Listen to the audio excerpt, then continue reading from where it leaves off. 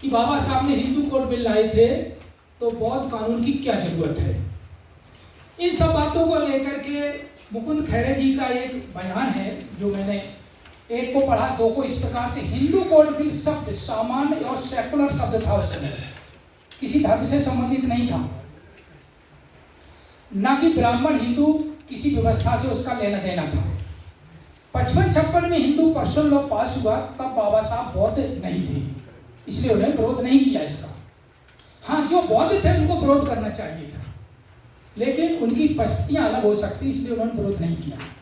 परंतु प्राचीन बौद्धों में तिब्बत, हिमालयन और पूर्वोत्तर के बौद्धों ने अपने पृथक बौद्ध कानून की मांग नहीं की।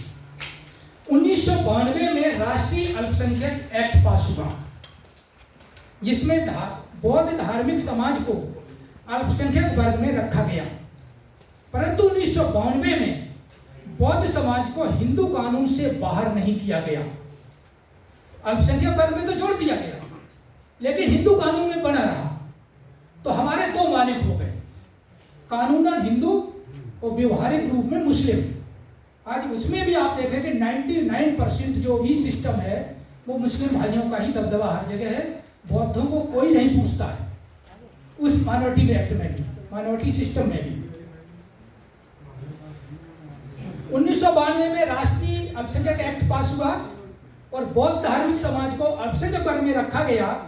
परंतु 1992 में बौद्ध समाज को हिंदू कानून से बाहर नहीं किया गया, जबकि अल्पसंख्यक में जोड़ दिया गया, क्योंकि बौद्ध कानून पास नहीं हुआ था। इसलिए चूंकि प्राचीन हिमालयन और पूर्वोत्तर के बौद्ध अपने धार्मिक रिवाजों तक सीमित होने से भारतीय राजनीति से सदा दूर थे और चीन की सीमा से और हिंदू आपदाओं से अपने अस्तित्व के लिए भयभीत रहते थे। बौद्धों का सम्यक विकास और सम्मान का संघर्ष बाबा साहब के नागपुर के धार्मिक आंदोलन 1956 से आरंभ हुआ माना जाता है, और वे ही आज बौद्ध कानून की बात कर रहे हैं। परंतु बाबा साहेब 6 दिसंबर 1956 को हमारे बीच नहीं रहे। अब हमारी बारी है कि हम सब अपने बौद्ध समाज की एकता, कानून, शिक्षा और विकास के लिए क्या कर सकते हैं।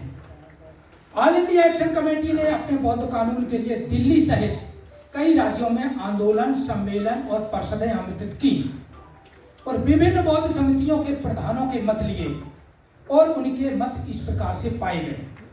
सामान्यतः बौद्ध समाज को पर्सनल लॉ की जानकारी नहीं है। जब मैं तिनसुकिया गया, त्रिपुरा गया, तो यही नहीं जानते थे पर्सनल लॉ होता क्या चीज है। इस बौद्ध कानून के होने से लाभ या होने से लाभ और न होने से नुकसान के बारे में बताने पर अधिकांश बौद्ध समाज बौद्ध पर्सनल लॉ के लिए सहमत है। सभी बौद्धों के सहयोग से आज बौद्ध कानून भारत के विधि एवं न्याय मंत्रालय के लीगल अनुभाग 3 में 6 साल से लंबित है, और एक अच्छे समय का हम इंतजार कर रहे हैं। अभी कुछ परिस्थितियां बदली हैं। कुछ सांसद मामला उठाने के लिए सहमत हैं।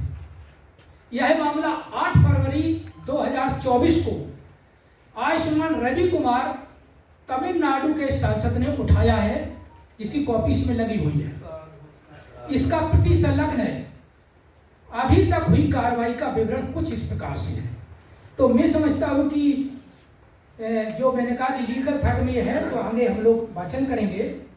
मैं माननीय सदस्य जी से अनुरोध करूंगा कि वो कुछ इसमें क्या आगे प्रोसीडिंग हम लोग मिलकर कर सकते हैं, और जो हमारे प्राचीन बुद्धिस्ट हैं, विशेष रूप से जो सम्माननीय हैं और हजारों सालों के पूजनीय हैं, और उन्हीं के कारण कुछ बचा भी रहा है, ऐसा हम लोगों का मानना भी है। बहुत सी धरोहर है, वो तिब्बत और के बॉर्डर पर, प्लस हिमालय में धर्मशाला है, और भी आगे पीछे तो बहुत सारी मोनेस्ट्रीज हैं।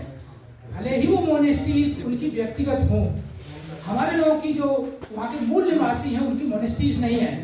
क्योंकि मैं बीर में भी गया हूँ, धर्मशाला में भी गया हूँ, 7 दिन का कोर्स किया, तो सारी मोनेस्ट्री वहाँ के अपने संप्रदाय की मोनेस्ट्री है। और लोकल जब गांव में गया तो कह रहे कि हम तो बुद्ध धर्म को नहीं जानते, वो एक बुद्ध मंदिर बड़ा सा बना है, उसमें लोग आते जाते हैं। ऐसा लोगों का वहाँ मानना था। तो कुछ विस्तार नहीं हुआ है, लेकिन मैं